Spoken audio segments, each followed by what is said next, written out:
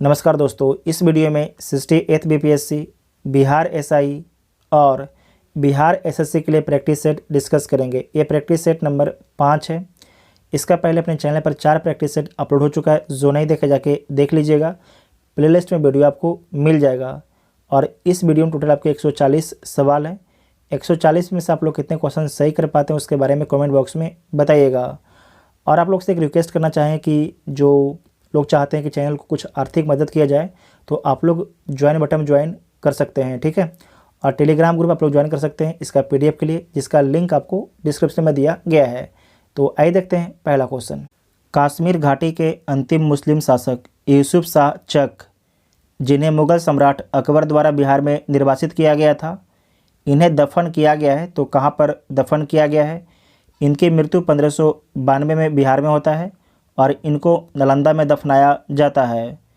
कुंवर सिंह राजा थे, तो जो कुंवर सिंह हैं जगदीशपुर के राजा हैं। और आपको याद रखना कि 1857 की क्रांति के दौरान जो है बिहार में नेतृत्व कौन प्रदान कर रहे थे, तो कुंवर सिंह प्रदान कर रहे थे। इनकी मृत्यु कब होता है, तो 26 अप्रैल 1858 को इनकी मृत्यु हो जाता है। और इनकी मृत्यु के बाद नेतृत्व कौन संभालता है, तो अमर सिंह संभालते हैं। बिहार में किस स्थान पर भारतीय राष्ट्रीय कांग्रेस का वर्ष 1922 का अधिवेशन हुआ, तो कहाँ पर होता है, एक गया में होता है, ठीक है। किसकी अध्यक्षता में होता है, CR दास की अध्यक्षता में होता है, ठीक है। चित्तरंजन दास की अध्यक्षता में होता है। और आपको याद रखना है कि पटना में कब होता है, पटना के बांकीपुर में 1912 में होता है। और इसकी अध्यक्षता कौन कर रहे थे, तो RN मधोलकर कर रहे थे। तो आपको याद रखना है कि जो भारतीय राष्ट्रीय कांग्रेस है इसका 2 बार अधिवेशन आपके बिहार में होता है। कब कब होता है, तो 1912 और 1922 में होता है। इसे नोट कर लीजिएगा, आपसे एग्जाम में पूछा जाता है। वर्ष 1931 में बिहार समाजवादी पार्टी का गठन किसने किया है, तो ये किया गया है फूलन प्रसाद वर्मा के द्वारा। तो ए इसका राइट आंसर हो जाएगा। और आपको याद रखना है कि इसमें और भी नाम है, नाम नोट कर लीजिएगा आप लोग। पहला तो देख लिया आप लोग, फूलन प्रसाद वर्मा है। दूसरा है गंगा शरण सिंह, जयप्रकाश नारायण, अब्दुल बारी, राहुल सांकृत्यायन, अंबिका सिन्हा है, ठीक है। साथ ही एक और पॉइंट याद रखिएगा कि कांग्रेस सोशलिस्ट पार्टी की स्थापना 1934 में जो है पटना में किसकी अध्यक्षता में होता है, तो आचार्य नरेंद्र देव की अध्यक्षता में होता है। आचार्य नरेंद्र देव की अध्यक्षता में होता है, ठीक है। और आपको याद रखना कि जयप्रकाश नारायण जो है इसके महासचिव होते हैं। बौद्ध तथा जैन दोनों ही धर्म विश्वास करते हैं, तो किस में विश्वास करते हैं, आप लोग चारों ऑप्शन को पढ़ लीजिए। तो जो विश्वास करते हैं कर्म तथा पुनर्जन्म के सिद्धांत में विश्वास करते हैं बौद्ध तथा जैन दोनों धर्म। तो ए इसका राइट आंसर हो जाएगा। 13वीं और 14वीं शताब्दियों में भारतीय कृषक खेती नहीं करता था, तो भारतीय कृषक जो है 13वीं और 14वीं शताब्दी में किसका खेती नहीं करता था, गेहूं का करता था, जौ का भी और चना का भी। जबकि मक्का की खेती नहीं करता था। मक्का अपने देश में कौन लेके आता है, तो पुर्तगाली जो है, पुर्तगाली मक्का अपने देश में लेके आते हैं, ठीक है। पुर्तगाली टमाटर, आलू, ठीक है। आलू के बाद आपको याद रखना है तंबाकू, प्रिंटिंग प्रेस, गोथिक कला, ये सब कौन लेके आता है, तो सब पुर्तगाली लेके आता है, ठीक है। भारत में इसे नोट कर लीजिएगा। निम्नलिखित भारतीय नेताओं में से कौन एक ब्रिटिश द्वारा इंडियन सिविल सर्विस से बर्खास्त किया गया। ब्रिटिश द्वारा जो है इंडियन सिविल सर्विस से किसे बर्खास्त किया गया, तो सुरेंद्र नाथ बनर्जी को बर्खास्त किया गया 1874 में। इनकी पोस्टिंग कहाँ पर था, तो आज के बांग्लादेश के सिलहट में इनकी पोस्टिंग था। एक छोटी सी गलती के कारण जो है सुरेंद्र नाथ बनर्जी को हटा दिया गया था सेवा से। निम्न में से कौन सा स्थल घग्गर और उसकी सहायक नदियों की घाटी में स्थित है, तो देख लीजिए। जो बनावली लोकेशन है ये आपके घग्गर और उसकी सहायक नदियों के घाटी में स्थित है? किस राज्य में स्थित है? तो हरियाणा राज्य में स्थित है। लोथल गुजरात में है। मोहनजोदड़ो वर्तमान में आपके पाकिस्तान में है। और जो आलमगीरपुर ये उत्तर प्रदेश में है। नेक्स्ट पॉइंट है, अनेकांतवाद निम्नलिखित में से किसका प्रमुख सिद्धांत एवं दर्शन है? तो जैन मत का है। ठीक है, जैन मत का है। भारतीय संस्कृति के अंतर्गत रीत का अर्थ क्या होता है? तो रीत का अर्थ होता है प्राकृतिक नियम। प्राकृतिक नियम इसका अर्थ होता है। निम्नलिखित में से किसने प्रसिद्ध कुतुब मीनार के निर्माण में योगदान नहीं दिया? तो देख लीजिए, कुतुबुद्दीन ऐबक इसे शुरू करवाया था। पूरा कौन करवाया था? इल्तुतमिश पूरा करवाया था। टोटल आपको याद रखना है कि जो कुतुब मीनार था 4 मंजिला था, जबकि फिरोज शाह तुगलक के समय में जो चौथा मंजिला है इस पर बिजली गिर जाता है और ये टूट जाता है। उसके बाद फिरोज शाह तुगलक जो है इस पर चौथा मंजिला को फिर से मरम्मत करवाता है और एक नया मंजिला 5वां मंजिला बनवा देता है। ठीक है, तो जो कुतुब मीनार के निर्माण से कौन संबंधित नहीं है? तो गयासुद्दीन तुगलक आपके संबंधित नहीं है। ठीक है, ऋग्वेद में कई परिच्छेदों में प्रयुक्त अधन शब्द संदर्भित है। तो गाय के लिए प्रयोग में आता है। ठीक है, गाय के लिए प्रयोग में आता है। आपको याद रखना कि अधन्या इसका अर्थ होता है ना मारने योग। मतलब जो वैदिक काल है इस समय गाय को मारा नहीं जाता था। अगर कोई गाय को मारता था तो उसे राज इकाला तक सजा दिया जाता था। किस सुल्तान ने जमीन में फसल की नपाई का आधा राजस्व के रूप में दावा किया? मतलब 50% जो है राजस्व का दावा किसके द्वारा किया गया? तो अलाउद्दीन खिलजी के द्वारा किया गया है। ठीक है, जबकि मोहम्मद बिन तुगलक ये भी आपके 50% आपके कर चाहता है दोआब क्षेत्र से। किस क्षेत्र से? तो आपको याद होगा जो एमबीटी है मोहम्मद बिन तुगलक है, ये दोआब में कर बढ़ा देता है, लेकिन जब कर बढ़ाता है तो दोआब में अकाल पड़ जाता है, उसके कारण इसका विरोध होता है और उसे वापस भी लेना पड़ता है। तो सी इसका राइट आंसर हो जाएगा। ठीक है, निम्न में से जो है भक्ति संतों का सही आपको तैथिक क्रम में आपको बताना, मतलब कि तिथि के अनुसार जो है सबसे पहले कौन आता है और सबसे बाद में कौन आता है। ठीक है, कबीर आपके सबसे पहले आते हैं, कबीर के बाद गुरु नानक, इसके बाद चैतन्य महाप्रभु, मीराबाई चानू। इन सभी का आप डेट लिख लीजिएगा। जो कबीर हैं इनका कार्यकाल 1440 से 1518 तक रहता है। गुरु नानक 1469 से 1539 तक इनका काल रहता है। उसके बाद है चैतन्य, इनका 1486 से जो है 1534 तक। उसके बाद है मीराबाई, इनका 1498 से जो है 1547 तक। इसे नोट कर लीजिएगा। तो ए इसका राइट आंसर हो जाएगा। रमजामा किस हिंदू ग्रंथ का फारसी अनुवाद है? जो रमजामा बुक है किस हिंदू ग्रंथ का फारसी अनुवाद है?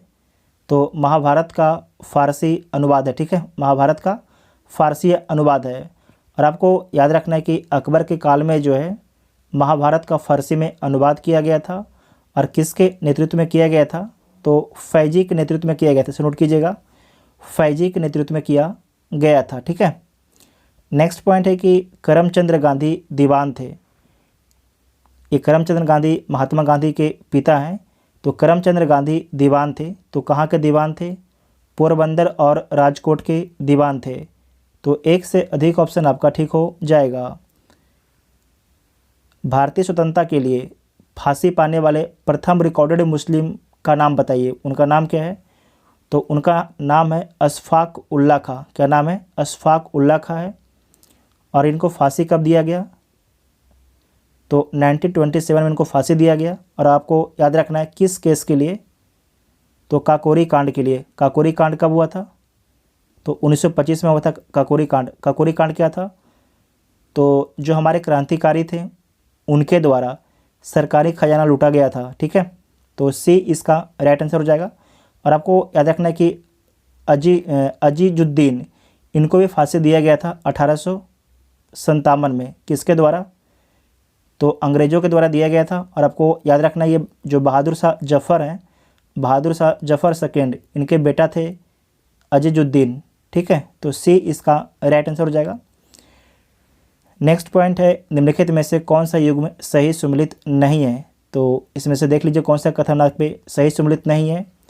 दिल्ली षड्यंत्र केस से अमीर चंद्र का संबंध है, तो बिल्कुल ठीक है। काकोड़ी षड्यंत्र केस से अशफाक उल्ला खां का संबंध है। लाहौर षड्यंत्र केस से जतिन दास का संबंध है।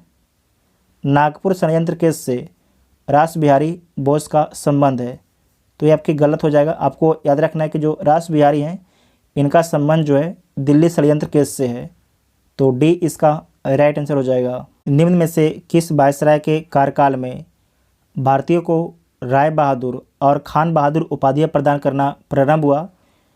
आपको याद है कि 1857 क्रांति आपको याद होगा। ठीक है, जो 1857 की क्रांति हुआ था, तो इसमें जो भारत के राजा थे, उन्होंने 1857 की क्रांति को दबाने में महत्वपूर्ण योगदान दिया था।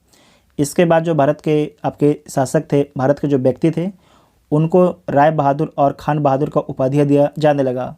तो 1859 से या 1861 से। तो इस समय आपके वायसराय कौन थे? तो कैनिंग थे। ठीक है, कैनिंग।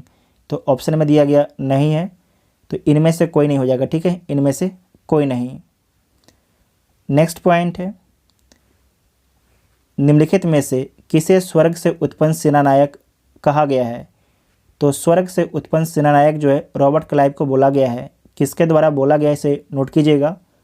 तो विलियम पिट के द्वारा बोला गया है। विलियम पिट के द्वारा जो है रॉबर्ट क्लाइव को स्वर्ग से उत्पन्न सेनानायक बोला जाता है। इसके द्वारा जो है 1757 प्लासी का युद्ध कब होता है? 1757 में होता है। ठीक है, और आपको याद रखना है कि बक्सर का युद्ध कब होता है? 1764 में। इलाहाबाद की संधि कब होता है? 1765 में। चंदावर का युद्ध कब हुआ था? तो चंदावर का युद्ध 1194 में होता है। किसके किसके बीच में होता है? तो मोहम्मद गोरी और जयचंद्र के बीच में होता है। ठीक है, इसमें जीतता कौन है? तो मोहम्मद गोरी जीत जाता है। 1191 तराइन का प्रथम युद्ध। 1192 तराइन का सेकेंड युद्ध। तराइन का फर्स्ट युद्ध में जो है मोहम्मद गोरी हार जाता है पृथ्वीराज चौहान से, जबकि 1192 में तराइन का सेकेंड युद्ध में जो मोहम्मद गोरी जीत जाता है और पृथ्वीराज चौहान आपके मारा जाता है। ठीक है, प्रसिद्ध नाटककार राजशेखर किस शासक के दरबार में थे? किस शासक के दरबार में थे? तो आपको याद रखना है कि गुर्जर प्रतिहार एक शासक थे, महिपाल, उन्हीं के दरबार में थे राजशेखर। ठीक है, नाटककार राजशेखर रहते थे। नेक्स्ट पॉइंट है, निम्नलिखित में से किस विदेशी यात्री ने प्रतिहार शासक को बौरा कहा? निम्नलिखित में से किस विदेशी यात्री ने जो है प्रतिहार शासक को बौरा बोला? तो किसके द्वारा बोला गया है? अल मसूदी के द्वारा बोला गया है। ठीक है, और आपको याद रखना है ये बगदाद के यात्री थे, बगदाद के यात्री थे। नेक्स्ट पॉइंट है, निम्नलिखित में से किस शासक ने अजमेर नगर की स्थापना की? जो अजमेर राजस्थान में स्थित है, तो जो अजमेर नगर है इसकी स्थापना किसके द्वारा किया गया है? अजय राज के द्वारा किया गया है। अजय राज के द्वारा जो है अजमेर नगर की स्थापना किया गया है। ठीक, विक्रमोर्वशीयम नाटक के रचनाकार कौन है? तो कालिदास है। कालिदास के द्वारा और भी बुक लिखा गया है, अभिज्ञान शाकुंतलम, माल विकास अग्निमित्रम, ऋतु संहार, मेघदूत। जो शूद्रक है याद रखिएगा, मृच कटिकम एक बुक है इनका। ठीक है, मृच कटिकम। विशाख दत्त मुद्रा राक्षस इनका एक बुक है, मुद्रा राक्षस। ठीक है, उसके बाद है कि उज्जैनी का प्रथम स्वतंत्र शक शासक कौन था? तो चवस्टन था। कौन था? चवस्टन था। जो उज्जैनी का प्रथम स्वतंत्र शासक आपके चवस्टन है, इसी का बेटा था कौन? रुद्रदामन प्रथम। रुद्रदामन प्रथम इसी का बेटा था। निम्नलिखित में से किस चोल शासक ने सिहली राजकुमार के साथ अपनी पुत्री का विवाह किया? निम्नलिखित में से किस चोल शासक ने जो है, सिहली मतलब श्रीलंका, ठीक है, नोट कीजिएगा, सिहली मतलब श्रीलंका, ठीक है, श्रीलंका राजकुमार के साथ अपनी पुत्री का विवाह किया तो कौन करता है? कुलोत्तुंग प्रथम करता है, कुलोत्तुंग प्रथम करता है, ठीक है। लोकमान की उपाधि किस राष्ट्रीय नेता को दी गई है? तो लोकमान की उपाधि जो है बाल गंगाधर तिलक को दिया गया है, ठीक है। जो बाल गंगाधर तिलक है, इनके जो पत्रिका है मराठा और केसरी, ठीक है, मराठा और केसरी, केसरी इंग्लिश में, मराठा जो मराठा है ये आपके था इंग्लिश में, ठीक है, मराठा इंग्लिश में, जबकि केसरी जो है मराठी में छपता था। जो बाल गंगाधर तिलक हैं इन्हीं के द्वारा जो है गणेश पूजा और शिवाजी महोत्सव किनके द्वारा शुरू किया गया था? तो बाल गंगाधर तिलक के द्वारा शुरू किया गया था। आपने देखा यहाँ पर लोकमान, ठीक है, लोकमान देखा। उसके बाद लोकनायक आपको याद रखना है। लोकनायक किसको बोला जाता है? तो लोकनायक जयप्रकाश नारायण को बोला जाता है। जननायक किसको बोला जाता है? जननायक, तो जननायक बोला जाता है कर्पूरी ठाकुर को, ठीक है, कर्पूरी ठाकुर को जननायक बोला। निम्नलिखित में से कौन सा पहला भारतीय राज्य बना जिसने अनुबंध पर हस्ताक्षर करके ब्रिटिश सुरक्षा स्वीकार की? तो हैदराबाद पहला राज्य था, 1798 में सुरक्षा स्वीकार करता है। और आपको याद रखना है कि 1798 के बाद जो है हैदराबाद अंग्रेज़ों के प्रति वफादार बना रहता है। और जब 1857 में क्रांति होता है तो उस समय भी अंग्रेज़ों का ये साथ देता है। 1947 में जब भारत आज़ाद हुआ था तो उस समय हैदराबाद का शासक कौन था ये पूछा जाता है। तो नोट कीजिएगा, मीर उस्मान अली खान। मीर उस्मान अली खान जो है उस समय हैदराबाद का शासक था, नवाब था, ठीक है। साथ ही आपको याद रखना है कि हैदराबाद को भारत में जो है सैनिक कार्रवाई के माध्यम से मिलाया गया था, ऑपरेशन पोलो के माध्यम से, जूनागढ़ को जनमत संग्रह के माध्यम से, और जम्मू कश्मीर को विलय पत्र के माध्यम से भारत में मिलाया गया था। निम्नलिखित में से कौन सा युग्म सम्मिलित नहीं है? तो देख लीजिए कौन सा युग्म सम्मिलित नहीं है। पहला है पुलिस आयोग, किसकी अध्यक्षता में आता है? तो एंड्रू फ्रेजर की अध्यक्षता में आता है, एंड्रू फ्रेजर की। और ये कब आता है? तो आपको याद रखना है 1902 में आता है। इस समय वायसराय कौन था? तो इस समय जो वायसराय है कर्जन है। सिंचाई आयोग कॉलिंस ऑस्कॉट की अध्यक्षता में आता है, तो ये भी ठीक है। उसके बाद है विश्वविद्यालय आयोग, टॉमस रैली की अध्यक्षता में आता है। कब आता है? तो ये भी आपके 1902 में ही आता है। और जो सिंचाई आयोग है 1901 में आता है। उसके बाद है रेलवे आयोग, इसका गठन टॉमस रॉबर्टसन की अध्यक्षता में किया जाता है, तो ये भी आपके ठीक है। तो सारे आपके पॉइंट आपके ठीक है, तो ए इसका राइट आंसर हो जाएगा। और आपको याद रखना है जो सारा ये आयोग का गठन किया गया था किसके शासनकाल में? तो कर्जन के शासनकाल में गठन किया गया था, कर्जन के शासनकाल में, ठीक है। कांग्रेस ने प्रथम बार मुस्लिम समुदाय के लिए पृथक निर्वाचन प्रणाली किस वर्ष स्वीकार किया? तो मुस्लिम को सबसे पहले जो पृथक निर्वाचन है कब दिया गया था? तो 1909 में दिया गया था। किसके द्वारा दिया गया था? तो मार्ले मिंटो सुधार के द्वारा दिया गया था। और कांग्रेस कब स्वीकार करता है? तो 1916 में स्वीकार करता है, लखनऊ अधिवेशन में स्वीकार करता है, ठीक है। इसके अध्यक्षता कौन कर रहे थे? तो अंबिका चरण मजूमदार कर रहे थे, अंबिका चरण मजूमदार इसकी अध्यक्षता कर रहे थे, ठीक है, मजूमदार इसके अध्यक्षता कर रहे थे। साथ ही आपको ध्यान रखना है कि गरम दल और नरम दल आपस में कहाँ पर मिलते हैं? तो लखनऊ अधिवेशन में मिलते हैं 1916 में। और विभाजन इनका कब होता है? तो 1907 के सूरत अधिवेशन में इनका विभाजन होता है। और इसकी अध्यक्षता कौन करते हैं? तो रास बिहारी घोष इसकी अध्यक्षता कर रहे थे। उसके बाद है 1931 का अधिवेशन कहाँ पर होता है? आप सभी लोग कमेंट करके बताइएगा कहाँ पर होता है। और इसके अध्यक्ष कौन थे? तो सरदार वल्लभ भाई पटेल थे, ठीक है। सरदार वल्लभ भाई पटेल इसके अध्यक्ष थे। और आपको याद रखना है पहली बार जो है यहाँ पर फंडामेंटल राइट का मांग किया जाता है वर्ष 1931 में, ठीक है। वर्ष 1946 में गठित अंतरिम सरकार में डॉक्टर राजेंद्र प्रसाद के पास कौन सा विभाग था? तो इनके पास जो है खाद्य एवं कृषि विभाग था। सिपाही विद्रोह किस गवर्नर जनरल के कार्यकाल में हुआ? जो सिपाही विद्रोह है 1857 में होता है। और इस समय आपको याद रखना कि भारत के गवर्नर जनरल कौन थे? तो लॉर्ड कैनिंग थे, ठीक है, लॉर्ड कैनिंग थे। तो सी इसका राइट आंसर हो जाएगा, ठीक है, सी इसका राइट आंसर हो जाएगा। और इनका कार्यकाल कब से कब तक था? 1856 से 1862 तक इनका शासनकाल था। लॉर्ड कैनिंग जो है भारत के अंतिम गवर्नर जनरल और भारत के प्रथम वायसराय थे, ठीक है। भारत के प्रथम वायसराय कौन थे?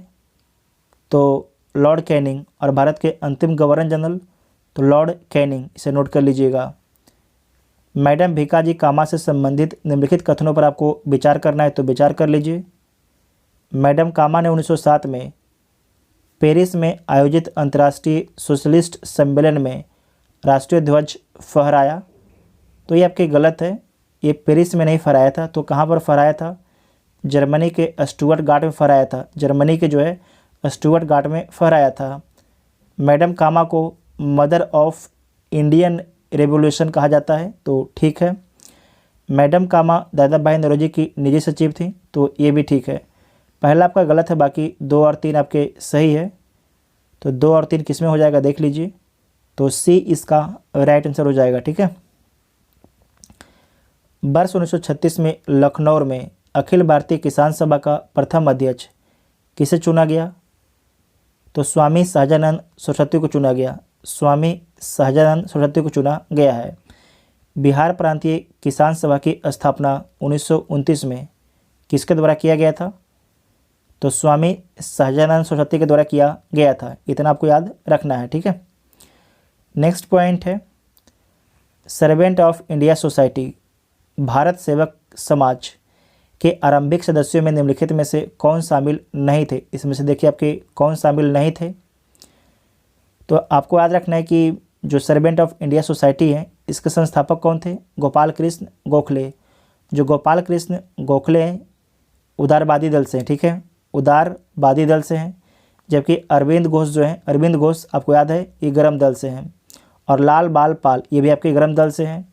तो इसका मतलब अगर हम सिर्फ ये जानते हैं कि ये गरम दल से हैं तो एक ही से इसका आंसर पता चल गया कि ए इसका राइट आंसर हो जाएगा। ए का संबंध नहीं होगा, लेकिन बाकी और भी पढ़ लीजिए। अनंत विनायक पटवर्धन शामिल थे। नातेश अपाजी द्रविड़ ये भी शामिल थे। तो ए आपके शामिल नहीं थे, मतलब ए इसका राइट आंसर हो जाएगा, ठीक है। सर्वेंट ऑफ इंडिया सोसाइटी की स्थापना कब किया गया? तो 1905 में किया जाता है सर्वेंट ऑफ इंडिया सोसाइटी की स्थापना। व्यक्तिगत सत्याग्रह आंदोलन की एक के द्वितीय सत्याग्रही कौन थे? तो पहले कौन थे? पहले विनोबा भावे थे। दूसरा जवाहरलाल नेहरू। तीसरा कौन थे? तीसरा कौन थे? तो आपको याद रखना है जो तीसरा थे ब्रह्मदत्त थे। ब्रह्मदत्त ये तीसरा थे, नोट कर लीजिएगा, आपसे एग्जाम में पूछा जाएगा। तो इसका राइट आंसर क्या हो जाएगा? डी इसका राइट आंसर हो जाएगा। भारतीय राष्ट्रीय कांग्रेस की प्रथम भारतीय महिला अध्यक्ष कौन थी? भारतीय राष्ट्रीय कांग्रेस की प्रथम भारतीय महिला अध्यक्ष कौन है? तो सरोजिनी नायडू हैं। कब बनती हैं? 1925 के 1925 के कानपुर अधिवेशन में बनती है, ठीक है, कानपुर अधिवेशन में बनती हैं। कांग्रेस की पहली महिला अध्यक्ष कौन बनती है? एनी बेसेंट 1917 में बनती हैं। और आपको याद रखना है कोलकाता अधिवेशन में बनती हैं, कोलकाता अधिवेशन में बनती हैं, ठीक है। उसके बाद कांग्रेस के तीसरा महिला अध्यक्ष कौन बनती है, आपसे पूछा जा सकता है। तो नेली सेन गुप्ता बनती है। नेली सेन गुप्ता कब बनती है? तो 1933 के कलकत्ता अधिवेशन में बनती है, ठीक है, कलकत्ता अधिवेशन में बनती हैं। जो सरोजिनी नायडू इनके बारे में याद रखिएगा कि 1947 से 1949 तक जो है उत्तर प्रदेश की प्रथम महिला गवर्नर रहती हैं, ठीक है, प्रथम महिला गवर्नर उत्तर प्रदेश की रहती हैं। इतना आपको याद रखना है। नेहरू रिपोर्ट से असहमति व्यक्त करते हुए सुभाष चंद्र बोस, जवाहरलाल नेहरू एवं अन्य ने किस पार्टी का गठन किया? तो इंडिया इंडिपेंडेंस लीग की गठन किया गया। और कब किया गया? तो नवंबर 1928 में किया गया। नवंबर 1928 में किया गया है। ठीक है। नेक्स्ट पॉइंट है, आर्थिक समीक्षा 2020-21 के अनुसार बिहार की सभ्य गहनता कितनी है? तो 144% है। 144% है। फिजी द्वीप अवस्थित है अटलांटिक महासागर में, प्रशांत महासागर में, हिंद महासागर में, अरब महासागर में। तो जो फिजी है प्रशांत महासागर में स्थित है, दक्षिण प्रशांत महासागर में स्थित है। ठीक है। तो बी इसका राइट आंसर हो जाएगा। काली क्रांति संबंधित है। तो काली क्रांति किससे संबंधित है? कच्चा तेल के उत्पादन से संबंधित है काली क्रांति। ठीक है। तो सी इसका राइट आंसर हो जाएगा। गुलाबी क्रांति का संबंध प्याज उत्पादन से है, जबकि जो मत्स्य उत्पादन से नीली क्रांति का संबंध है। नीली क्रांति का संबंध है। उसके बाद है सरसों उत्पादन, इसका संबंध किससे है? तो पीली क्रांति से है। पीली क्रांति से है। लाल क्रांति से संबंध है मांस और टमाटर उत्पादन से। ठीक है। राष्ट्रीय वनस्पति अनुसंधान संस्थान कहाँ पर स्थित है? तो लखनऊ में स्थित है राष्ट्रीय वनस्पति अनुसंधान संस्थान। ठीक है। लखनऊ उत्तर प्रदेश। उत्तर प्रदेश के वर्तमान में सीएम कौन है? तो योगी आदित्यनाथ हैं। ठीक। रेखांश के प्रत्येक डिग्री के लिए किसी जगह के स्थानीय समय में ग्रीनविच समय से कितना अंतर होता है? तो देख लीजिए, ये आपके ग्लोब है। टोटल कितने देशांतर हैं? तो टोटल आपके 360 को देशांतर हैं। ठीक है। एक देशांतर से दूसरे देशांतर के बीच में जाने में कितना समय लगता है? तो 4 मिनट का समय लगता है। तो यही क्वेश्चन आपसे पूछा गया है। तो बी इसका राइट आंसर हो जाएगा। ठीक है। अगर 15 देशांतर की अगर दूरी हो जाता है तो कितना मिनट का अंतर आएगा? 60 मिनट का अंतर आपके आता है। एक देशांतर बराबर आपके 4 मिनट और 15 देशांतर गुना 4, तो 60 मिनट आ जाएगा। तो बी इसका राइट आंसर हो जाएगा। ठीक है। नेक्स्ट पॉइंट है कि समान फसलें उगाने के लिए उर्वर भूमि का पीएच मान कितना होने की संभावना है? तो 6 से 7 होने की संभावना है। ठीक है। 6 से 7 होने की संभावना है। बिहार के किस जिले में मक्का का उत्पादन सर्वाधिक होता है? तो बिहार के कटिहार डिस्ट्रिक्ट में जो है मक्का का उत्पादन सर्वाधिक होता है। मक्का का उत्पादन जो है कहाँ पर? कटिहार डिस्ट्रिक्ट में जो है सर्वाधिक होता है। साथ ही आपको ध्यान रखना है, ये रोहतास डिस्ट्रिक्ट है। गेहूँ चावल सर्वाधिक कहाँ पर होता है? तो रोहतास डिस्ट्रिक्ट में होता है। रोहतास डिस्ट्रिक्ट में होता है। ठीक है। अगर आपसे पूछा जाएगा कि प्रति हेक्टेयर सर्वाधिक गेहूं का उत्पादन कहाँ पर होता है, तो आप सभी लोग इसके बारे में कमेंट बॉक्स में बताइएगा, क्योंकि जो पिछला वीडियो था हमने उसमें आपको बताया था कि प्रति हेक्टेयर सर्वाधिक गेहूं कहाँ पर होता है और सर्वाधिक चावल कहाँ पर होता है।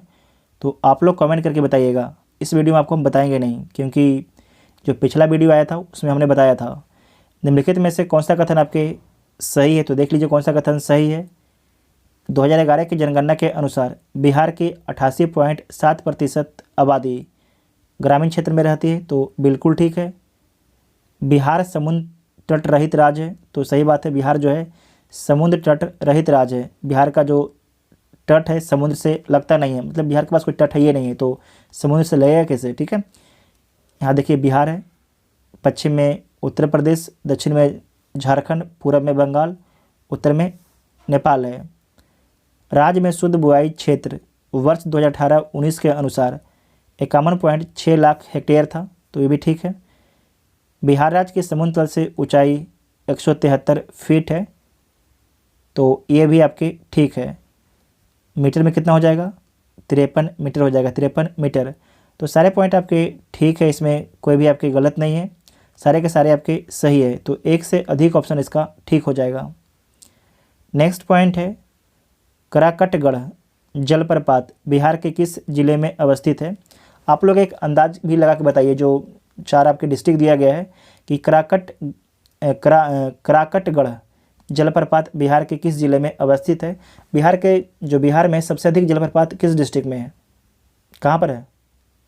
आप लोगों ने सोच लिया होगा कहाँ पर है? कैमूर में, ठीक है।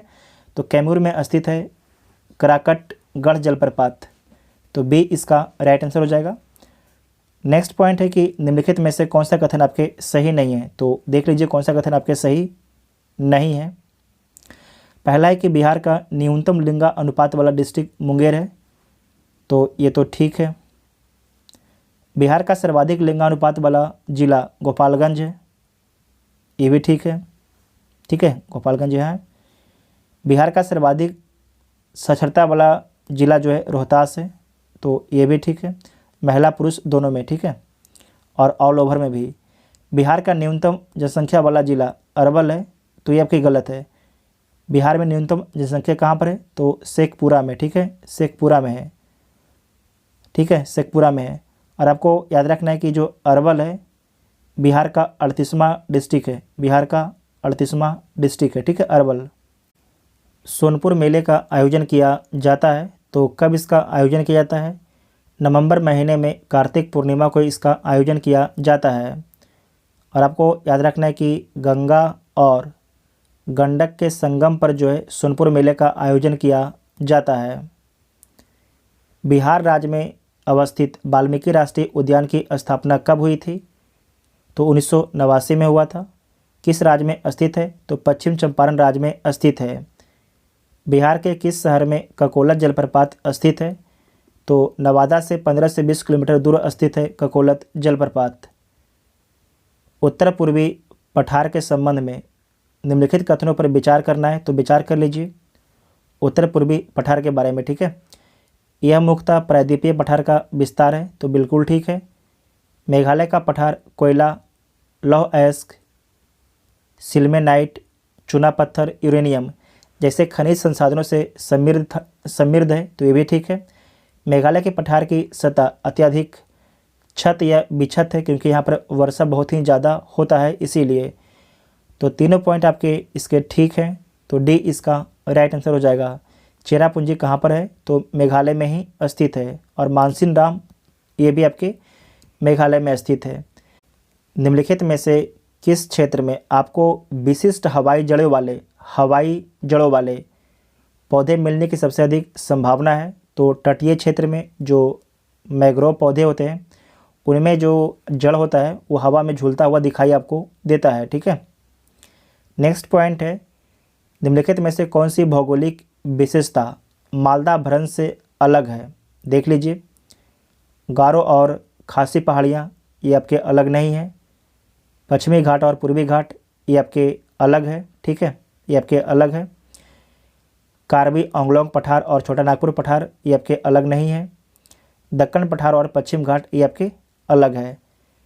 तो बी और डी हो जाएगा। तो एक से अधिक ऑप्शन, तो ई इसका राइट आंसर हो जाएगा। अरावली पर्वत के संबंध में निम्नलिखित कथनों पर आपको विचार करना है, तो विचार कर लीजिए। यह एक अवशिष्ट पर्वत है, तो ठीक बात है।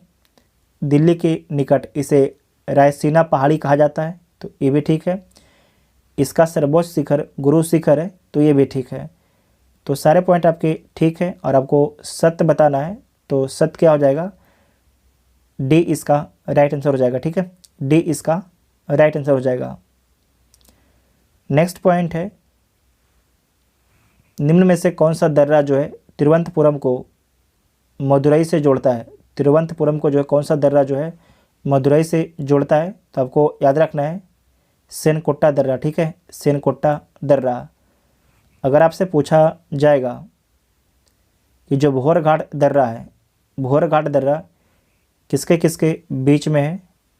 तो मुंबई से जो है पुणे के बीच में है, ठीक है, मुंबई से पुणे के बीच में जो है भोर घाट दर्रा है। जबकि जो थाल घाट दर्रा है इसका संबंध है मुंबई से नासिक के बीच में, ठीक है, मुंबई से नासिक के बीच में। ये जो है आपके भोर घाट है, यहाँ पर लिख देते हैं भोर घाट। ये आपके है थाल घाट, थाल घाट। उसके बाद एक है पाल घाट, याद रखिएगा पाल घाट। जो पाल घाट है आपको इसके बारे में याद रखिएगा कि ये जो आपका है चेन्नई से कोचीन के बीच में, ठीक है। एक सेकंड, ये आपके है पाल घाट। पाल घाट जो है चेन्नई से कोचीन के बीच में, इसे नोट कर लीजिएगा। ये चारों पॉइंट को नोट कर लीजिएगा, आपसे पूछा जा सकता है एग्जाम में, ठीक है। नेक्स्ट है निम्नलिखित में से कौन सी नदियाँ लद्दाख क्षेत्र से होकर बहती हैं? तो देख लीजिए सिंधु और सियोक, ये दोनों जो है लद्दाख क्षेत्र से होकर बहती है। और आपको याद रखना है कि जो सियोक नदी है सिंधु की सहायक नदी है। तो 1 और 4, 1 और 4 नहीं है तो इनमें से कोई नहीं, तो ई इसका राइट आंसर हो जाएगा।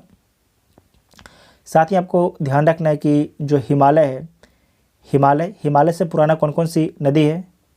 पहला आपके है सिंधु, पहला है सिंधु, दूसरा है सतलज, ठीक है, सतलज है। तीसरा कौन है? सांगपो, सांगपो। इसे भारत में क्या बोला जाता है? तो इसे भारत में जो है ब्रह्मपुत्रा बोला जाता है, ब्रह्मपुत्रा। अगर हिंदी गलत लिखा जाएगा तो उसमें आप लोग ध्यान मत दीजिएगा, बस याद रखिए कि ब्रह्मपुत्रा है, ठीक है। कौन कौन है? सिंधु है, सतलज है और सांगपो, जिसे भारत में ब्रह्मपुत्र नदी बोला जाता है। नेक्स्ट पॉइंट है समुद्र जल में उठने वाले ज्वार भाटे की उत्पत्ति किन किन बलों के कारण होता है? चंद्रमा के गुरुत्वाकर्षण, सूर्य के गुरुत्वाकर्षण, कोरियोलिस बल, अपकेंद्रीय बल। तो इसका 1 और 2 आपके ठीक हो जाएगा, 1 और 2, ठीक है। तो ए इसका राइट आंसर हो जाएगा। हुआंगहो नदी का मुहाना अवस्थित है, तो कहाँ अवस्थित है? बोहाई की खाड़ी में अवस्थित है। और जो हुआंगहो नदी है इसे चीन का शोक नदी बोला जाता है, इसे चीन का जो है शोक नदी बोला जाता है। और इसी नदी को जो है पीली नदी बोला जाता है, इसी नदी को जो है पीली नदी भी बोला जाता है। दिए गए कोयला क्षेत्रों में निम्नलिखित में से कौन सुमिलित है? तो देखिए कौन सुमिलित है। ओबिलियन सुमात्रा में स्थित है, कालीमंटन बोर्नियो में स्थित है, केबू फिलीपाइंस में स्थित है, कराबी थाईलैंड में स्थित है। तो सारे पॉइंट आपके ठीक है, तो ई इसका राइट आंसर हो जाएगा। विद्युत धारा निम्न में से किस उपकरण से नापी जाती है? तो ए मीटर से नापी जाती है, ए मीटर से। नेक्स्ट पॉइंट है गैल्वेनाइज्ड लोहे के पाइप पर परत होती है। गैल्वेनाइज्ड लोहे के परत पर किसकी परत होती है? तो जस्ते की परत होती है, ठीक है, जस्ते की परत होती है। चूने का पानी किसके द्वारा दूधिया होता है? चूने का पानी जो है कार्बन डाइऑक्साइड के कारण दूधिया हो जाता है, कार्बन डाइऑक्साइड के कारण। निम्नलिखित में से कौन सा हार्मोन स्तन ग्रंथियों से दूध का स्राव होने में भूमिका निभाता है? तो कौन निभाता है? ऑक्सीटोसिन निभाता है, ऑक्सीटोसिन निभाता है, ठीक है। और आपको याद रखना कि जो गाय पालक होते हैं अपने गाय को ऑक्सीटोसिन इंजेक्शन दे देते हैं, ठीक है। क्यों देते हैं? ताकि गाय जो है अपने बच्चों के लिए दूध चुरा के ना रख सके। साथ ही जो बिहार में लोकल शराब बन रहा है उसमें भी ऑक्सीटोसिन का इस्तेमाल किया जा रहा है, जो इंसान के स्वास्थ्य के लिए बहुत ही खतरनाक है। और कुछ लोग की इससे मौत भी हो रहा है, पीने जो दारू पी लेते हैं, जो लोकल दारू बनता है उससे उनकी मौत भी हो रहा है। अभी आप लोगों ने कुछ हंगामा भी देखा था। नेक्स्ट पॉइंट है रक्त कैंसर, जिसे ल्यूकेमिया बोला जाता है। तो रक्त कैंसर की रोकथाम में प्रयोग किया जाने वाला रेडियो समस्थानिक कौन कौन है? तो फास्फोरस 32 है और कोबाल्ट 60 है। तो एक से अधिक ऑप्शन आपका ठीक हो जाएगा। कौन सा दिन डायबिटीज़ दिवस के रूप में मनाया जाता है? तो 14 नवंबर को जो है डायबिटीज़ दिवस के रूप में मनाया जाता है। ताप के निम्नलिखित में से किस पैमाने में ऋणात्मक मान नहीं होता है? इसमें से किस में जो है ऋणात्मक मान नहीं होता है? सेल्सियस, फ़ारेनहाइट, रियूमर, इन तीनों में जो है ऋणात्मक मान होता है, जबकि केल्विन में नहीं होता है, ठीक है, केल्विन में नहीं होता है। नेक्स्ट पॉइंट है ऑटो हॉर्न ने अणु बम की खोज की निम्न सिद्धांत पर आधारित है। तो नाभिकीय विखंडन पर आधारित है, जबकि जो सूरज से ऊर्जा निकलता है वो नाभिकीय संलयन पर आधारित है। ठीक है, जो हाइड्रोजन बम होता है वो नाभिकीय संलयन पर काम करता है। अति मुलायम खनिज टॉल्क सोपस्टोन मुक्ता है मैग्नीशियम सिलिकेट का। ठीक है, निम्नलिखित विटामिनों में से कौन सा किसी स्वप्न को पर्याप्त अवधि तक याद रखने में सहायक होता है? मतलब इसमें से कौन सा जो विटामिन होता है, जो स्वप्न होता है, उसे ज़्यादा समय तक याद रख सकते हैं? तो विटामिन B6 जिसमें भी ज़्यादा होगा वो अपने स्वप्न को ज़्यादा समय तक याद करके रख सकता है। तो सी इसका राइट आंसर हो जाएगा। ठीक है, नेक्स्ट पॉइंट है, निम्नलिखित वर्गों में से कौन सा वर्ग सही सम्मिलित है? तो इसमें से देख लीजिए कौन सा आपका जो वर्ग है सही सम्मिलित है। डिप्थीरिया, निमोनिया, कुष्ठ। लिंग सहगलन है, तो आपको याद रखना जो डिप्थीरिया, निमोनिया और जो कुष्ठ है इसके बारे में याद रखिएगा। ये जीवाणु जनित रोग है। ठीक है, जीवाणु जनित रोग है ये सारे। एड्स के बारे में याद रखिएगा, ये विषाणु जनित रोग है। ये जो है विषाणु जनित, एक सेकंड रुकिए, विषाणु जनित रोग है कौन? एड्स है। जबकि सिफिलिस और सुजाक इसके बारे में याद रखिएगा, ये जो है जीवाणु जनित रोग है। वर्णदता, हेमोफीलिया और दात्र को क्या बोला जाता है? इसे बोला जाता है एनीमिया रोग। ठीक है, अनुवांशिक कोशिका अरखता है, तो ये आपके ठीक है, ये आपके सारे पॉइंट आपके इसके ठीक है। उसके बाद है पोलियो, जापानी बी मस्तिष्क शोध, प्लेग, ये सब विषाणु जनित रोग हैं, तो ये आपके गलत है। जो प्लेग के बारे में याद रखिएगा, जो प्लेग है जीवाणु जनित है, प्लेग जो है जीवाणु जनित है, जबकि पोलियो, जापानी बी मस्तिष्क कोष ये आपके विषाणु जनित है। ठीक है, तो इसमें सही कौन हो जाएगा? सी आपके सही हो जाएगा, सी इसका राइट आंसर हो जाएगा। नेक्स्ट है, निम्नलिखित में से संयोजी ऊतक के उदाहरण कौन है? रक्त है, अस्थि है, उपास्थि है, स्नायु है, सारे हैं, तो ई इसका राइट आंसर हो जाएगा। एक समान वयस्क व्यक्ति की विश्राम अवस्था में औसत श्वसन दर कितना है? तो उसका जो विश्राम की अवस्था में जो है 1518 प्रति मिनट औसत श्वसन दर है किसी एक व्यक्ति का। ठीक है, तो ए इसका राइट आंसर हो जाएगा। ठीक है, ए इसका राइट आंसर होगा।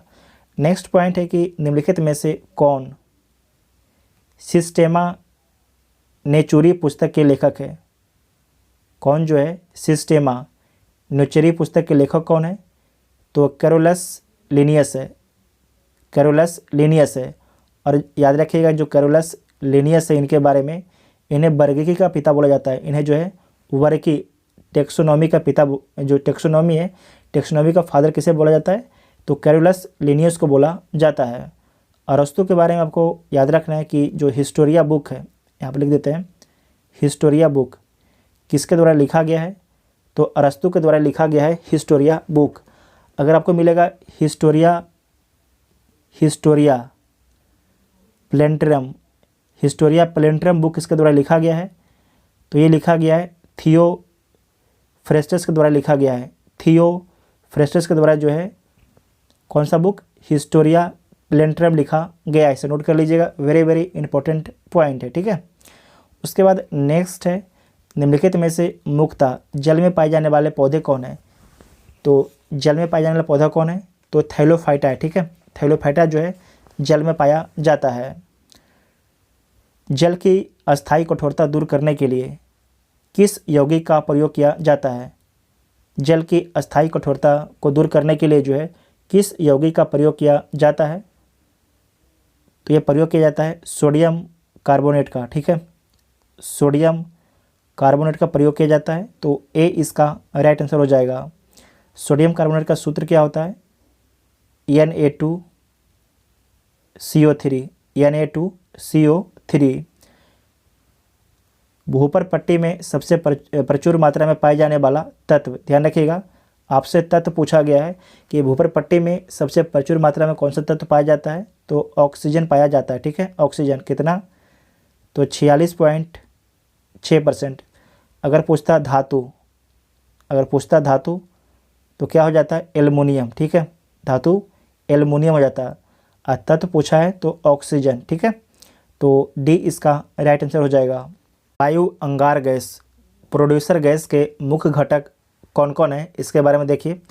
प्रोड्यूसर गैस बोलते पहले किसको हैं, तो जो जलकर अधिक तापमान देता है उसे प्रोड्यूसर गैस बोला जाता है। तो कौन कौन है, CO क्या बोला जाता है, कार्बन मोनोऑक्साइड, कार्बन डाइऑक्साइड और हाइड्रोजन है। यहाँ पर भी है कार्बन डाइऑक्साइड, हाइड्रोजन और nitrogen. Carbon monoxide, nitrogen, carbon dioxide. CH4 methane नहीं होता है। ठीक है, तो एक से अधिक ऑप्शन आपका ठीक हो जाएगा। जो डी वाला ये नहीं होगा, बाकी A, B, C तीनों हो जाएगा। तो ई इसका राइट आंसर हो जाएगा। नेक्स्ट पॉइंट है, आपतित किरण तथा अभिलंब के बीच वाला कोण क्या कहलाता है, इसे क्या बोला जाता है, तो इसे आपतन कोण बोला जाता है।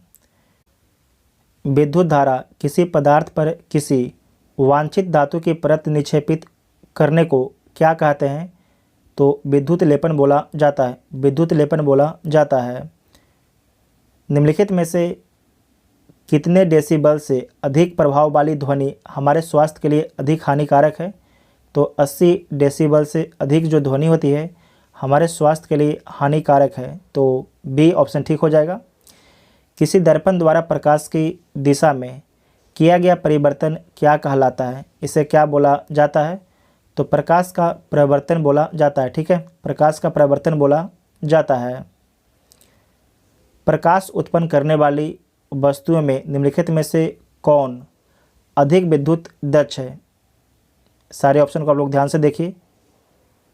ताप दीप्त बल्ब, इसमें जो आपको याद होगा जो रेड वाला बल्ब जलता था उसमें टेम्परेचर भी आता है, मतलब कि जो कुछ आपके जो विद्युत है वो आपके ऊष्मा में बदल जाता है और कुछ आपके लाइट में बदलता है। इसका मतलब है कि यहाँ पर जो इलेक्ट्रिक है ये बर्बाद हो रहा है। ठीक है, उसके बाद है प्रतिदीप्त नलिकाएं, सहंत प्रतिदीप्त लैंप, प्रकाश उत्सर्जक डायोड LED।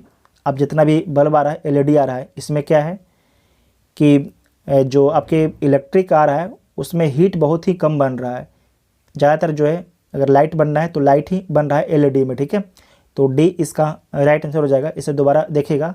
प्रकाश उत्पन्न करने वाली वस्तुओं में निम्नलिखित में से कौन अधिक विद्युत दक्ष है, तो LED है। कौन है, LED बल्ब। आपके पास LED बल्ब भी होगा जो आपके रूम में लगा होगा। ठीक है, नेक्स्ट है, राष्ट्रीय खाद्य सुरक्षा मिशन का उद्देश्य निम्नलिखित में से कौन नहीं है, इसमें से कौन आपके उद्देश्य नहीं है, तो देख लीजिए कौन उद्देश्य नहीं है। उच्च उत्पादक किस्म के बीजों का वितरण, ठीक है। सुधारीकृत उत्पादन तकनीक का निर्देशन, ये भी ठीक है। साख सुविधाओं को सुदृढ़ करना, ये नहीं है। फसलों की नई विकसित किस्मों का प्रचार प्रसार करना, ये है। तो सी इसका राइट आंसर हो जाएगा। ठीक है, निम्नलिखित कार्यक्रमों में से कौन भारत सरकार का सामाजिक विकास कार्यक्रम नहीं है, इसमें से कौन जो है भारत सरकार का सामाजिक विकास कार्यक्रम नहीं है। मध्यमा भोजन योजना है, सर्व शिक्षा अभियान है, ग्रामीण स्वास्थ्य मिशन भी है। इसमें आपको याद रखना है कि जो मध्यमा भोजन योजना है ये कब शुरू किया गया था, तो अगस्त 1995 में शुरू किया गया था। ठीक है, जो सर्व शिक्षा अभियान है इसे 2001 में शुरू किया गया था, 2001 में। उसके बाद है ग्रामीण स्वास्थ्य मिशन, इसे 2005 से शुरू किया गया है। जबकि जो लुक ईस्ट पॉलिसी है ये दक्षिण पूर्व एशिया देशों के साथ जो है व्यापारिक संबंध को बेहतर करने के लिए लुक ईस्ट पॉलिसी को लॉन्च किया गया है भारत सरकार के द्वारा। ठीक है, तो सी इसका राइट आंसर हो जाएगा।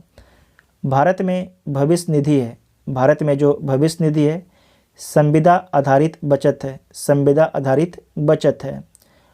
भारत में खाद्य प्रबंधन का निम्न में से कौन सा एक उद्देश्य नहीं है, बहुत ही अच्छा सवाल है कि भारत में जो है खाद्य प्रबंधन का निम्नलिखित में से कौन सा एक उद्देश्य नहीं है।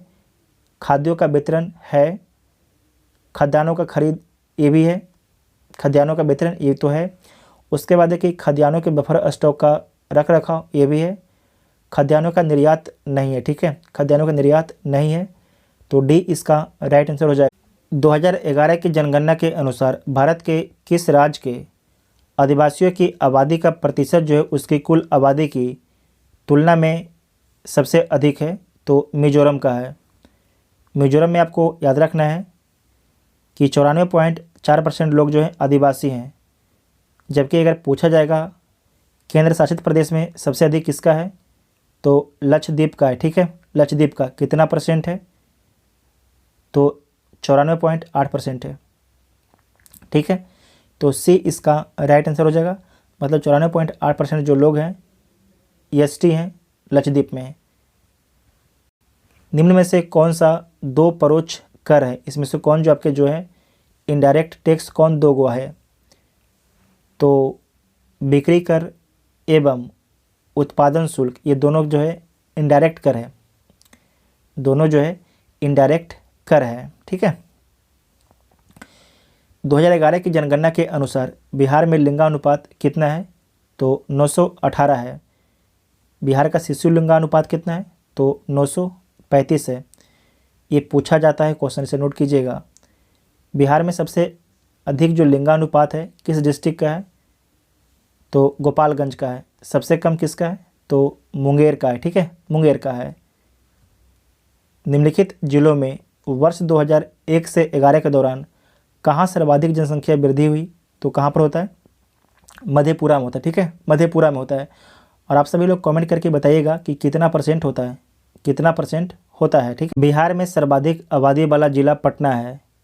सबसे कम आबादी वाला जिला कौन है, तो शेखपुरा है, ठीक है। शेखपुरा में सबसे कम आबादी है पूरे बिहार का। अगर आपसे पूछा जाता है कि प्रति हेक्टेयर सबसे अधिक लोग कहाँ पर रहते हैं, तो शिवहर में रहते हैं। सबसे कम लोग बिहार में कहाँ पर रहते हैं, किस डिस्ट्रिक्ट में रहते हैं, तो कैमूर डिस्ट्रिक्ट में रहते हैं। देश में मखाना का सबसे अधिक उत्पादन होता है, तो बिहार राज्य में देश में सबसे अधिक मखाना का उत्पादन होता है। पूरे देश में जो है मखाना का सबसे अधिक उत्पादन कौन करता है, तो बिहार राज्य करता है। भारत में अस्थिर मूल्यों पर जीडीपी के आकलन के लिए किस वर्ष के मूल्यों को आधार वर्ष के रूप में वर्तमान में लिया जाता है, तो 2011-12 को, ठीक है, 2011-12 को, तो बी इसका राइट आंसर हो जाएगा। अगर आपसे पूछा जाएगा कि उपभोक्ता मूल्य सूचकांक के लिए किस वर्ष को मानते हैं, तो 2012 को मानते हैं, 2012 को, इसे नोट कर लीजिएगा, आपसे पूछा जा सकता है। इरडा निम्नलिखित में से किस क्षेत्र के विनिमय हेतु एक संवैधानिक निकाय है, तो बीमा के लिए, ठीक है, बीमा के लिए, तो ए इसका राइट आंसर हो जाएगा।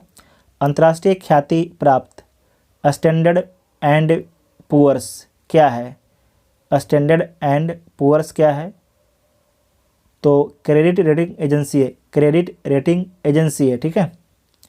भारतीय रिजर्व बैंक में डिप्टी गवर्नर के कुल कितने पद हैं, भारतीय रिजर्व बैंक में जो है डिप्टी गवर्नर के कुल कितने पद हैं, तो 4 हैं। इलेक्शन कमीशन में जो है कितने डिप्टी गवर्नर होते हैं, तो 2 होते हैं, और एक आपके इलेक्शन कमीशन होते हैं। सॉरी, यहाँ पर फिर से सुनिएगा कि भारतीय रिजर्व बैंक में डिप्टी गवर्नर के कुल कितने पद हैं, तो 4 है, ठीक है। अगर पूछा जाएगा कि जो इलेक्शन कमीशन में जो है कितने आपके पहले तो होते हैं चीफ इलेक्शन कमिश्नर, कितने होते हैं, 1 होते हैं। उसके बाद इलेक्शन कमिश्नर कितने होते हैं, तो 2 होते हैं, इसे नोट कीजिएगा। पूछा जाएगा कि जो कितने इलेक्शन कमिश्नर होते हैं, तो 2 इलेक्शन कमिश्नर होते हैं, और 1 जो है चीफ इलेक्शन कमिश्नर होते हैं। अभी कौन वर्तमान में, राजीव कुमार हैं, ठीक है। नेक्स्ट पॉइंट है कि फिक्की निम्नलिखित में से किस क्षेत्र से संबंधित संगठन है, तो फिक्की का संबंध जो है उद्योग व्यापार से है, ठीक है, उद्योग व्यापार से फिक्की का संबंध है। साथ ही आपको याद रखना है जो फिक्की है इसका फुल फॉर्म क्या होता है, federation of India chamber of commerce and industry, इसका फुल फॉर्म होता है। भारतीय रिजर्व बैंक में डिप्टी गवर्नर के कुल कितने पद हैं, तो डिप्टी गवर्नर के कुल 4 पद हैं, और एक आपके गवर्नर हैं और 4 आपके डिप्टी गवर्नर हैं। साथ ही आपको ध्यान रखना है कि जो इलेक्शन कमीशन उसके बारे में समझिए। तो चीफ इलेक्शन कमीशन 1 होते हैं और जो इलेक्शन कमिश्नर होते हैं वो 2 होते हैं, ठीक है। 1 चीफ और 2 आपके इलेक्शन कमिश्नर होते हैं।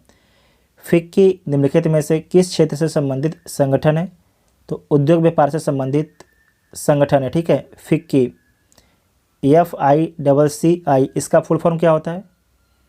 तो federation of India, federation of India, ठीक है।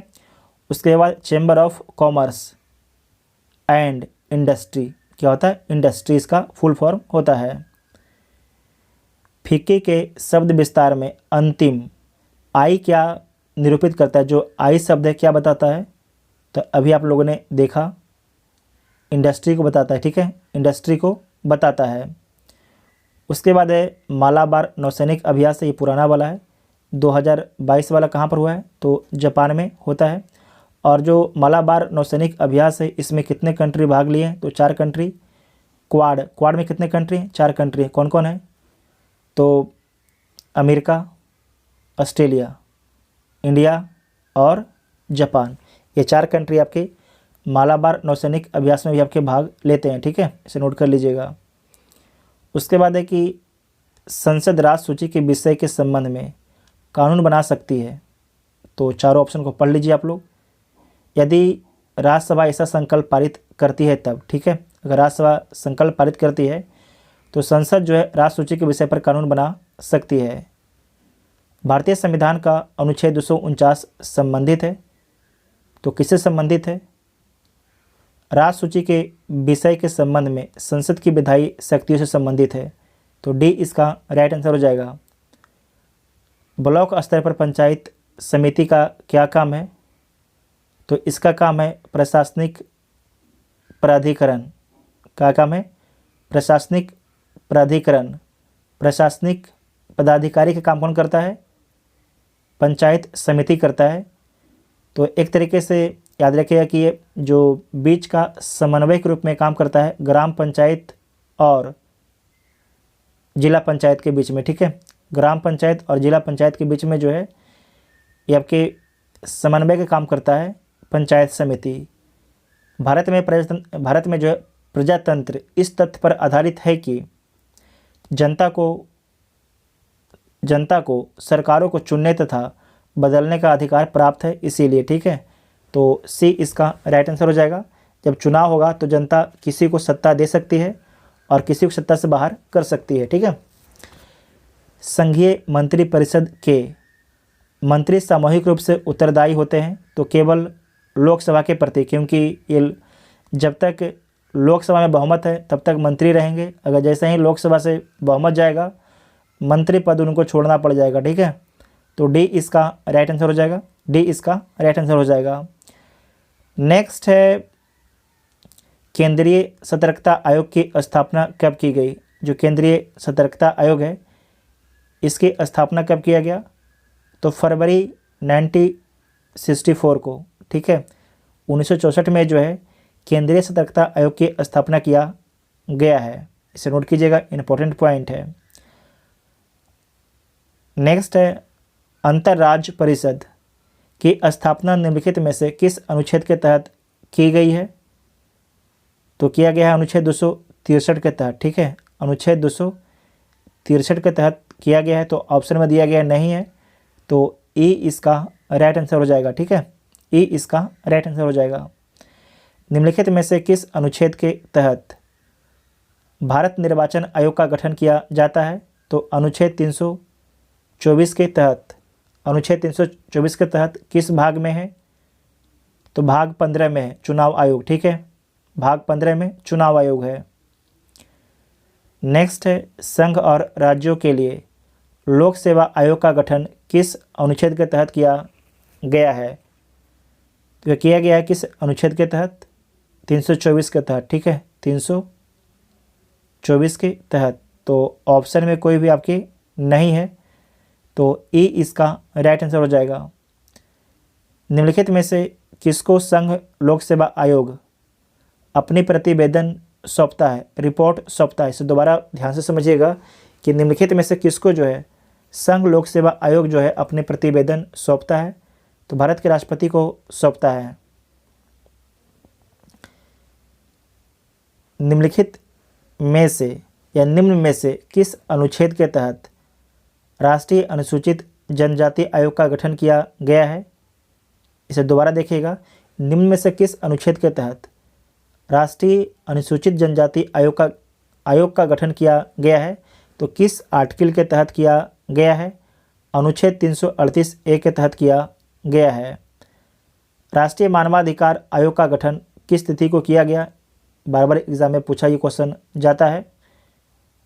12 अक्टूबर 1993 को राष्ट्रीय मानवाधिकार आयोग का गठन जो है 12 अक्टूबर 1993 को किया गया है। चर्चा में रहा लालंदर सहतूत बांध किस देश में स्थित है? तो अफगानिस्तान में स्थित है। भारत के सहयोग से बनाया गया है।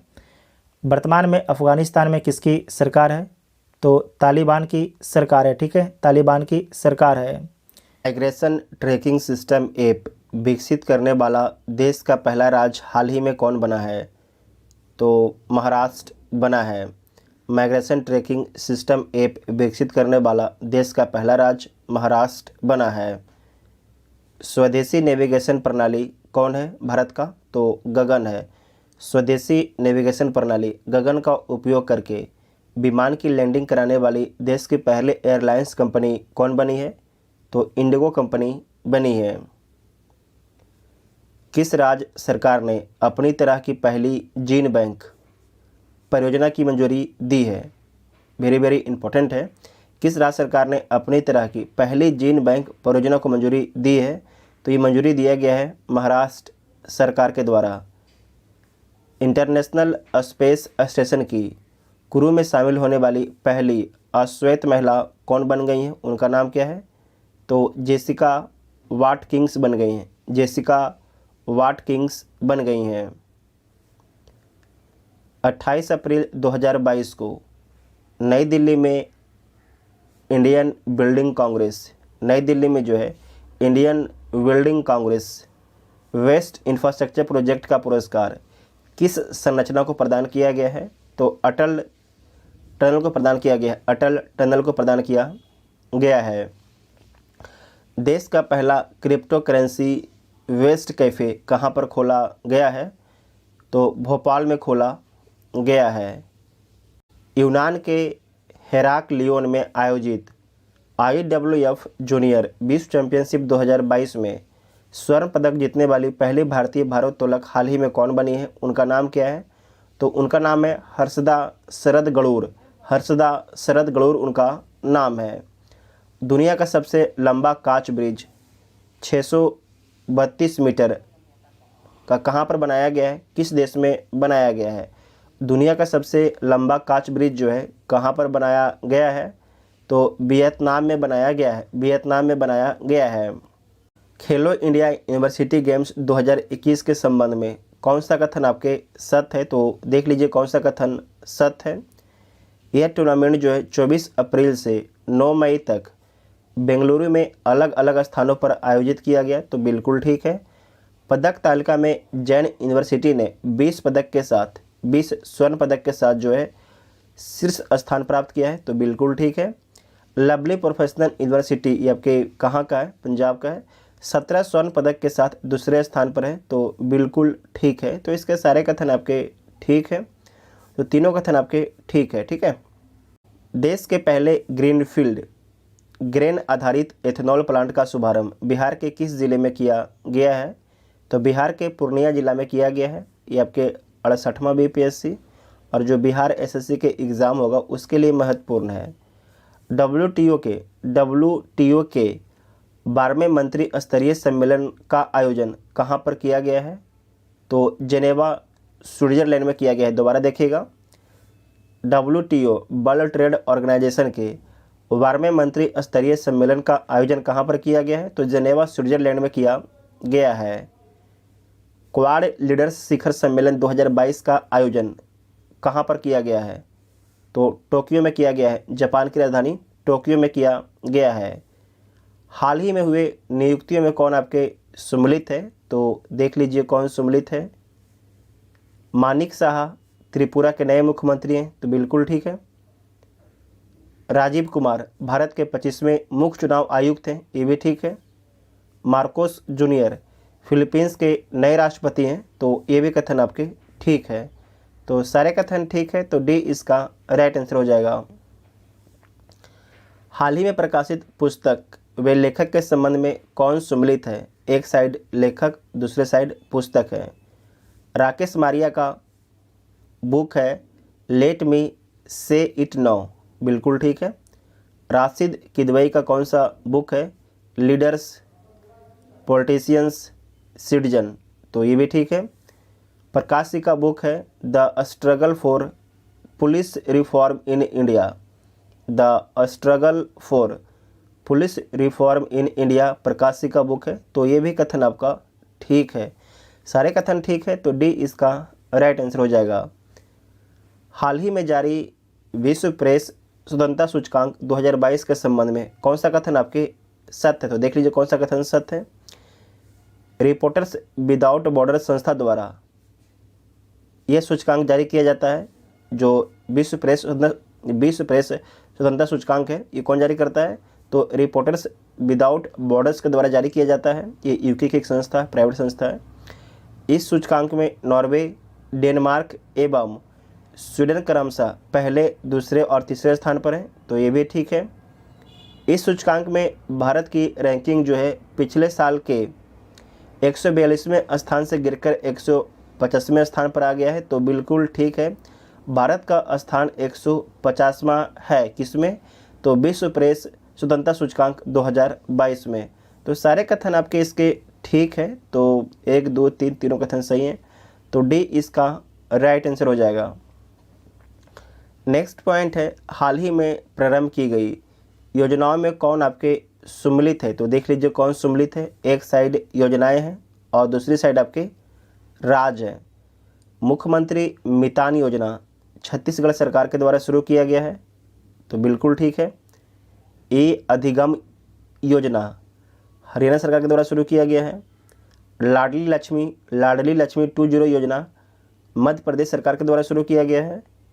चारा बिजाई योजना हरियाणा सरकार के द्वारा शुरू किया गया है, तो सारे कथन आपके ठीक है, तो ई ऑप्शन इसका राइट हो जाएगा, ठीक है। नेक्स्ट पॉइंट है हरियाणा सरकार ने जो है किस खिलाड़ी के नाम पर पानीपत में स्टेडियम बनाने की घोषणा की है? तो नीरज चोपड़ा के नाम पर जो है पानीपत में हरियाणा सरकार ने एक स्टेडियम बनाने की घोषणा की है, तो सी इसका राइट आंसर हो जाएगा। और किसके नाम पर? तो नीरज चोपड़ा के नाम पर। जो नीरज चोपड़ा है इनका संबंध किस खेल से? तो जैवलिन थ्रो, भाला फेंक से इनका संबंध है। कंचनजंगा पर्वत की चढ़ाई करने के बाद 8000 मीटर से ज़्यादा ऊंची 5 पर्वत चोटियों को फतह करने वाली पहली भारतीय महिला कौन बन गई हैं? उनका नाम क्या है? तो प्रियंका मोहिते उनका नाम है। इसे दोबारा देखिएगा कि कंचनजंगा की पर्वत चढ़ाई करने के बाद 8000 मीटर से ज़्यादा ऊंची 5 चोटियों को फतह करने वाली पहली भारतीय महिला कौन है? तो प्रियंका मोहिते हैं। भारत की पहली आदिवासी स्वास्थ्य वेधशाला बनाने की घोषणा किस राज्य के एसटी और एससी विकास विभाग ने की है? इसे दोबारा ध्यान से पढ़िएगा कि भारत की पहली आदिवासी स्वास्थ्य वेधशाला बनाने की घोषणा किस राज्य के एसटी और एससी विकास विभाग ने की है? तो उड़ीसा राज्य के एसटी और एससी विभाग ने जो है ये घोषणा की है, ठीक है। तो डी इसका राइट आंसर हो जाएगा। कांस फिल्म फेस्टिवल के 75वें संस्करण में किस देश को कंट्री ऑफ ऑनर का दर्जा दिया गया है? तो कंट्री ऑफ ऑनर का दर्जा अपना देश भारत देश को दिया गया है। विश्व खाद्य पुरस्कार फाउंडेशन ने विश्व खाद्य पुरस्कार 2022 से किसे सम्मानित किया है? तो डॉक्टर सिंथिया रोसेन जबेक को सम्मानित किया है। डॉक्टर सिंथिया रोसेन जबेक को। भारत का पहला फ्लो केमिस्ट्री टेक्नोलॉजी हब कहाँ पर खोला गया है? तो कहाँ पर खोला गया है? हैदराबाद में खोला गया है। दोबारा देखिए, भारत का पहला फ्लो केमिस्ट्री टेक्नोलॉजी हब कहाँ पर खोला गया है? तो हैदराबाद में खोला गया है। ब्राज़ील के कैक्सियास, ब्राज़ील के जो है कैक्सियास डो सुल में 24वें मुख्य बधिर ओलंपिक डेफलिम्पिक्स के संबंध में कौन सा कथन आपके सत्य है? तो देख लीजिए कौन सा कथन सत्य है। भारत ने 8 गोल्ड, 1 सिल्वर और 8 ब्रॉन्ज समेत कुल 17 मेडल जीते, तो बिल्कुल ठीक है। हरियाणा की दीक्षा डांगर ने गोल्फ में स्वर्ण पदक जीता, तो ये भी ठीक है। सुमित दाहिया ने कुश्ती में एवं धनुष श्रीकांत ने निशानेबाजी में स्वर्ण पदक जीता, तो ये भी कथन आपके ठीक है। तो इसके सारे कथन आपके ठीक है, तो डी इसका राइट आंसर हो जाएगा। दूसरे भारत नॉर्डिक शिखर सम्मेलन 2022 में प्रधानमंत्री नरेंद्र मोदी ने भाग लिया। यह शिखर सम्मेलन का आयोजन कहाँ पर किया गया है? बहुत ही अच्छा प्रश्न है कि दूसरे भारत नॉर्डिक शिखर सम्मेलन 2022 में प्रधानमंत्री नरेंद्र मोदी ने भाग लिया और जो शिखर सम्मेलन था ये कहाँ पर आयोजित हुआ था? तो कोपेनहेगन डेनमार्क में आयोजित हुआ था। आयुष्मान भारत प्रधानमंत्री जन आरोग्य योजना सेहत के तहत 100% घरों को कवर करने वाला सांबा जिला किस राज्य या केंद्र शासित प्रदेश में स्थित है? तो जो सांबा डिस्ट्रिक्ट है ये जम्मू कश्मीर में स्थित है।